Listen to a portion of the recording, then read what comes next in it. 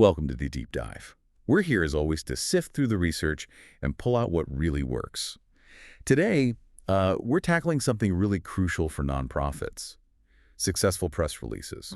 Our goal, to give you the shortcut to really understanding how to maximize your visibility. Yeah, and that's the core challenge, isn't it? Nonprofits do amazing work, but getting that story heard above all the noise, that's tough. Whether it's fundraising news, a program launch, big changes. So we're going to pull apart what makes a press release not just an announcement, but a story that grabs attention and, frankly, gets results. Okay, so we know press releases are these official announcements for fundraising, new programs, community stories, that kind of thing. But here's where it gets really interesting, I think.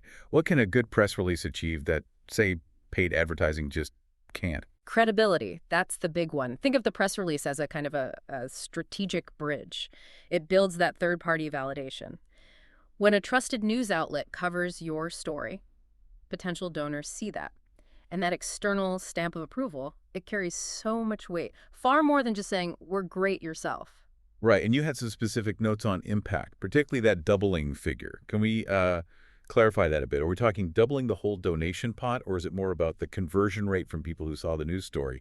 Need to be careful not to overstate it. That's a really important distinction, yes. The sources point to organizations seeing donation rates double, but specifically from the traffic driven by that positive media coverage. So it's about the conversion rate of those specific readers clicking through from the news article to donate. It highlights the direct fundraising power of that media validation. It's targeted, not just general brand awareness. Got it. That makes a lot more sense. So beyond the money, what about engaging the community? Press releases seem perfect for announcing new services, addressing urgent needs or partnerships, maybe leadership changes. Absolutely. And it reinforces things for your current supporters, too. When they see the organization they back getting positive press, it validates their support. They feel good about it. And often they become advocates, right? They share the story, spread the word. It turns coverage into organic marketing. Okay, timing. We touched on this, but the sources really hammered this home. You can't just fire these off randomly. No, definitely not. Aligning with current events or awareness periods is key. It gives journalists an immediate reason to care. Like the youth mentorship program example. Yeah. Launching that announcement around back-to-school time. Exactly. Or hunger initiatives during the holidays or major giving seasons. It provides that instant relevance, that news hook. Which brings us straight to the headline, that first impression.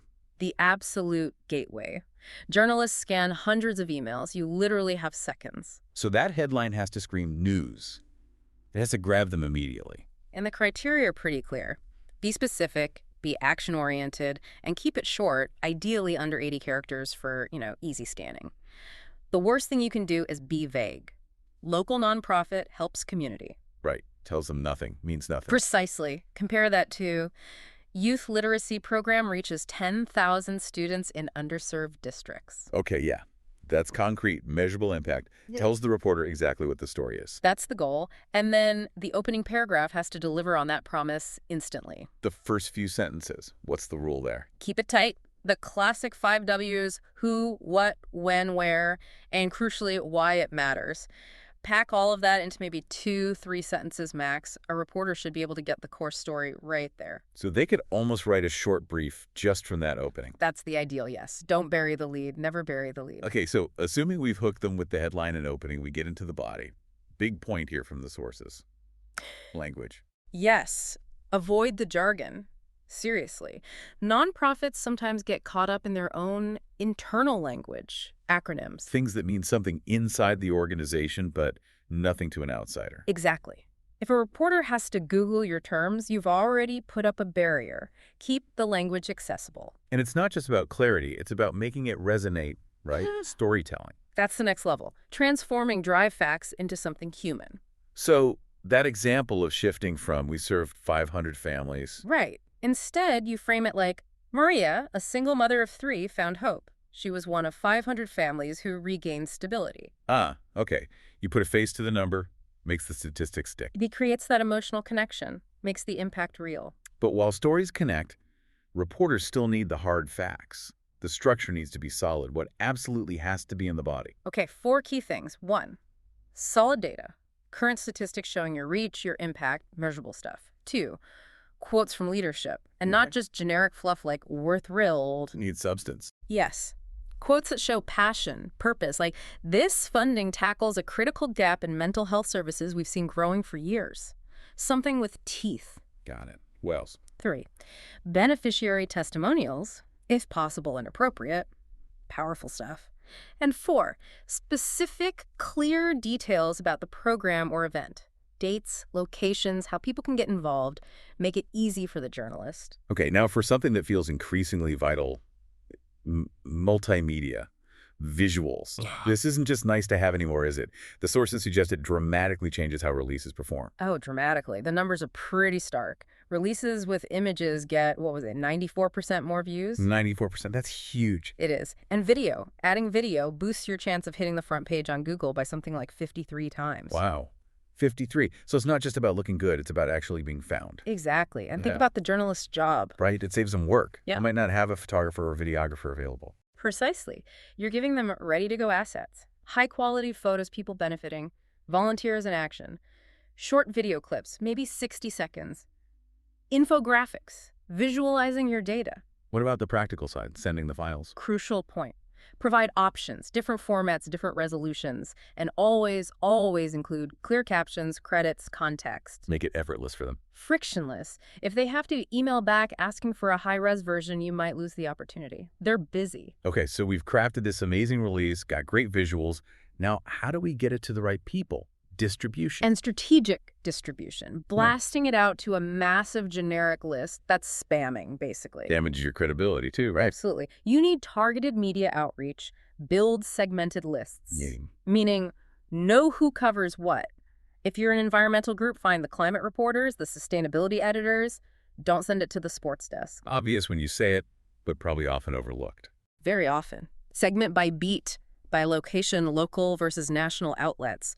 Think about niche publications, blogs, even relevant podcasters. Broadcast context, too. And we talked about timing the news hook, but what about timing the relationship? Building connections before you need something. So important. Don't just show up when you want coverage. Yeah. Build genuine relationships beforehand. How do you even start that without seeming pushy? Engage with their work first. Read their articles, share them, offer insightful comments. Position yourself as a helpful expert source in general. Ah, so offer value before asking for anything. Exactly. Maybe they cover homelessness. Email them a relevant, verifiable statistic your nonprofit has, just as an FYI. Be a resource. So when your actual press release lands in their inbox later. They recognize you. They know you provide value. It gives your pitch instant credibility. Makes sense. Okay, Right. the release is out. Maybe you got some coverage. Now what? Measurement. How do you know if it worked? You absolutely have to track it. It's how you learn and improve. We usually look at 3 main areas. Okay, area 1. Media coverage tracking. Simple enough. How many outlets picked it up? What was the estimated reach?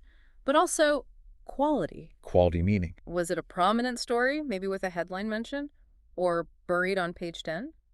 Also, sentiment, was the coverage positive, neutral. Got it. What's the second area? Online impressions. This tracks the digital footprint. Did your website traffic spike after the coverage? Look at referral traffic from news sites. And specifically where they went on your site. Yes. Did they visit pages related to the story? Did they go to the donation page? Did they sign up for your newsletter? Track those conversions. Okay. And the third category? Social media engagement. How did the story resonate online? Track shares, comments, likes, retweets. Did your hashtag get traction? And comparing this data across different releases helps you figure out what kinds of stories really connect. Exactly. It helps you refine your messaging and strategy for next time. Continuous improvement. All right, let's flip to the other side, the mistakes. What are the common pitfalls that sink a potentially good press release? Oh, there are a few classic ones that just kill your chances right away. Number 1. Forgetting the essentials. Sounds basic, right? But leaving out contact info, the event date or location, even your website URL. A journalist isn't going to waste time hunting for that. Nope. Delete. They're on deadline. You made it hard for them. Okay, pitfall number 2. You mentioned this hurts credibility long term. Yes. Failing to target.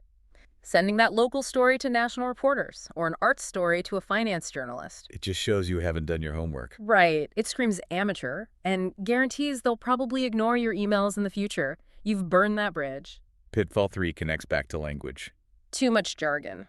Internal speak, acronyms nobody outside your walls understands. It confuses reporters, and it definitely confuses their audience. Keep it simple. Plain English. Always. Define terms if you absolutely must use them, but better to just avoid them. And the final, maybe most fundamental error. Burying the lead. We said it before, but it bears repeating.